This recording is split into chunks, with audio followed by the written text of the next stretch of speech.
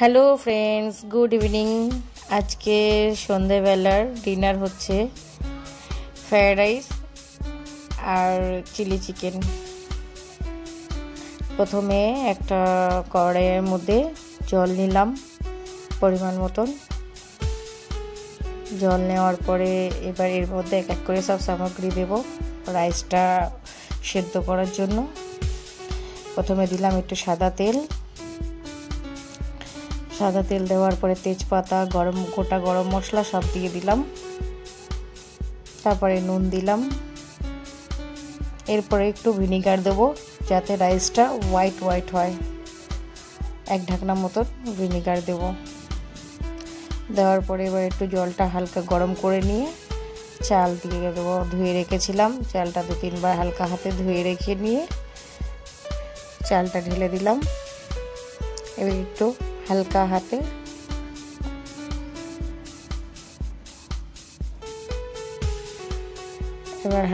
একটু নেড়ে দেব। হালকা হাতে নাড়া হয়ে গেলে এবার এটাকে 10 থেকে 15 মিনিটের জন্য আমি ফুটতে ছেড়ে দেব ঢেকে। তারপরে 10-15 মিনিট পরে ঢাকনা খুলে দিয়ে দেখব চালটা কতটা কুক হলো। তারপরে চালটা কুক হয়ে যাওয়ার পরে দেখে নিলাম এটা একটু হবে। রাইসটা 80% আমাকে কুক করে নিতে হবে। তো এখনো 80% হয়নি, এটাকে আরেকটু রেখে দেব সেদ্ধ হতে।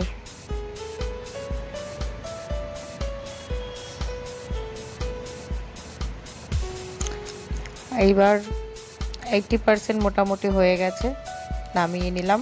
নামিয়ে এক জায়গায় ছানতে দিয়ে দিলাম। এবার এর মধ্যে একটু সাদা তেল দেব। সাদা তেল দিয়ে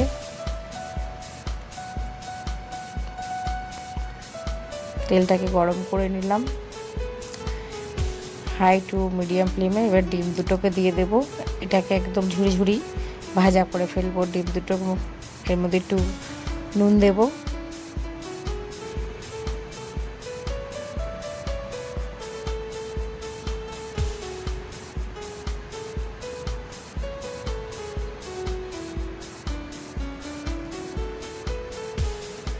এবার ডিমটাকে পুরোপুরিভাবে ঘেটে ঝুড়ি করে নেব।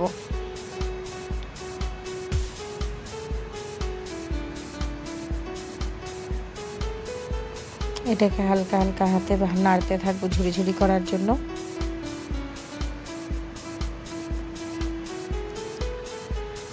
ঝুড়ি হয়ে গেছে মোটামুটি।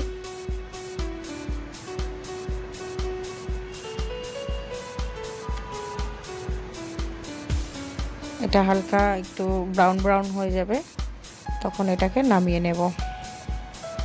এটাকে একটা পাত্রের মধ্যে নামিয়ে নিচ্ছি।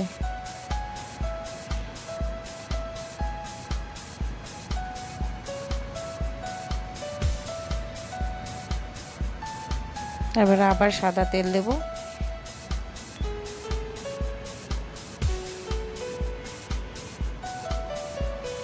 তেলটাকে গরম করে এবার চিংড়ি মাছগুলো ফ্রাইড রাইস বানানোর জন্য চিংড়ি মাছ রেখেছিলাম কিছুটা, ওই চিংড়ি মাছটা দিয়ে দেব। একে একে সব সামগ্রীগুলো দিয়ে দেবো চিংড়ি মাছটা ভাজার জন্য। দেব তোমার হচ্ছে সয়া সস। তারপরে সয়া সসটা দিয়ে হালকা একটু নেড়ে চেড়ে এর মধ্যে রসুন কুচি দিয়ে দিয়েছি।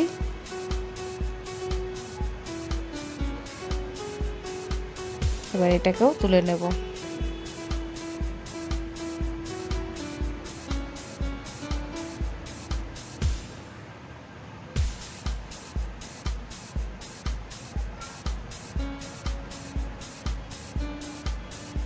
এবার একটু সাদা তেল দিয়ে নিয়ে মাশরুমগুলো দিয়ে দেবো ভাজার জন্য।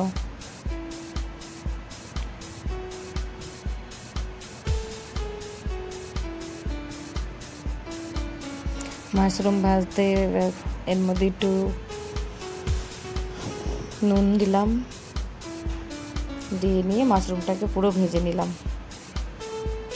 ভেজে নিয়ে এটাকেও একটা পাত্রের মধ্যে তুলে নেব।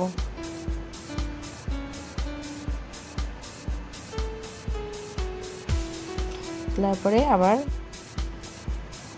কড়াই আমি পুরো পরিষ্কার করে নিয়ে এর মধ্যে আবার সাদা তেল দেব।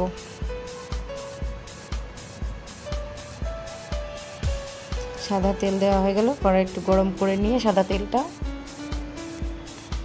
তারপরে এক এক করে একটু ঘি দিলাম, তারপরে রসুন কুচি দেব,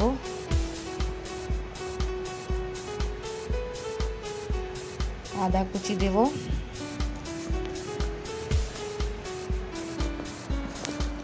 তারপরে কাঁচা লঙ্কার কুচি দেব,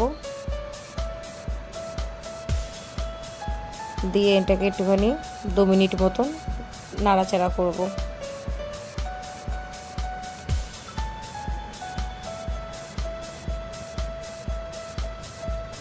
এটাকে একটুখানি হালকা হাতে 2 মিনিট নাড়াচাড়া করে নিতে হবে। তারপরে এর মধ্যে আরও যে সামগ্রীগুলো কেটে রেখেছিলাম, যেমন পেঁয়াজ,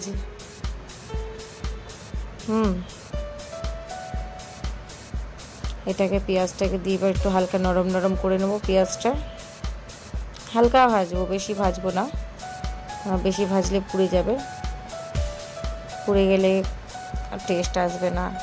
এবার এরপর এক এক কেটে রাখা গাজর,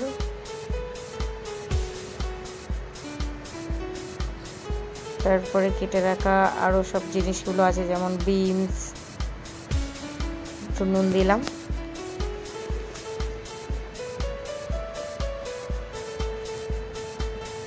নুন দিয়ে এটা হালকা একটু নরম হয়ে গেল। এবার এর মধ্যে দেবো বিনসটাকে দিয়ে একটু নাড়াচাড়া করে নেব।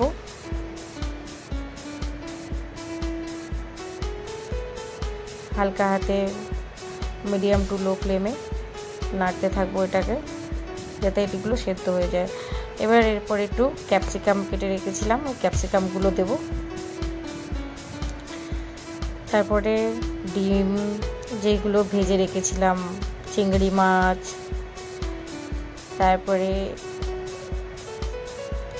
যেসব জিনিসগুলো ভেজে তুলে রেখেছিলাম আগে থাকতে, যেমন মাশরুম, সব কিছু দিয়ে এটাকে আবার একটু নাড়াচাড়া করব।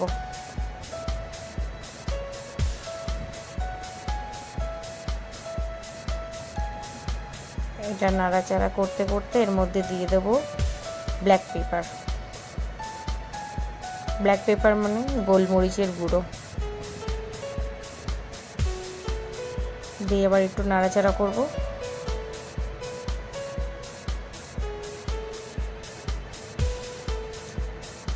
এবার একটু নাড়াচাড়া হয়ে গেলে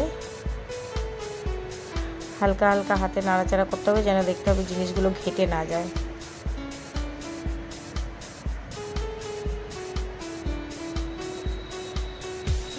তারপরে এর মধ্যে ব্ল্যাক সস দিয়ে দিলাম, মানে হচ্ছে তোমার সয়া সস,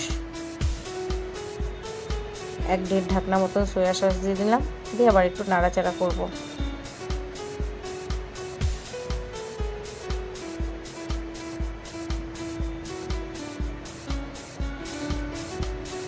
হালকা হাতে নাড়াচাড়া করার পরে সাইডে আমি রাইসটাকে ফ্যান ঝরানোর জন্য রেখে দিয়েছিলাম।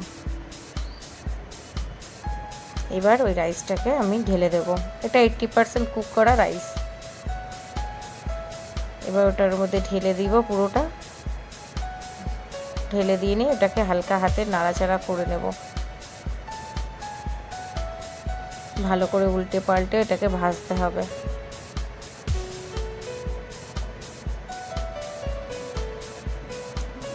আপনারা যে যেমন অনুসারে নুন খেতে ভালোবাসেন সেরকমভাবে নুন খাবেন। এটাকে পাল্টে পাল্টে মেরে মেরে এটাকে ফ্রাই করে নেব।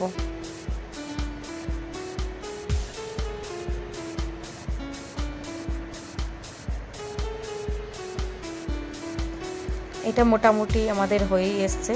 একটু নুন দেব, একটু চিনি দেব,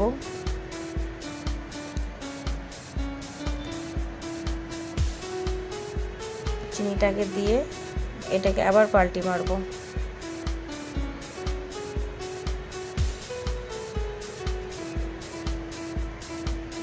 আপনাদের যদি এই ভিডিওটা ভালো লেগে থাকে আপনারা লাইক কমেন্ট করবেন এবং সবাইকে শেয়ারও করবেন। আর এরমভাবে বানিয়ে একটু বাড়িতে রান্না করে খেয়ে দেখতে পারেন, বেশ ভালো লেগেছিল, ভালো হবে এবং লাইক কমেন্ট করে দেবেন। যদি ভালো লেগে থাকে একটু সাবস্ক্রাইব করে সাপোর্ট করে দেবেন চ্যানেলটায়, আপনারা পাশে থাকবেন সবাই। এটাকে হালকা হাতে নাড়াচাড়া করে দিচ্ছি যাতে পুরো মশলাগুলো রাইসের মধ্যে ভালোভাবে অ্যাবজর্ব হয়ে যায়। আমার এবার ফ্রায়েড রাইস বানিয়ে রেডি। আপনারা দেখতে পারেন, আমার আরও ভিডিও বানানো আছে, একটু দেখে আপনারা সাবস্ক্রাইব করে দেবেন প্লিজ।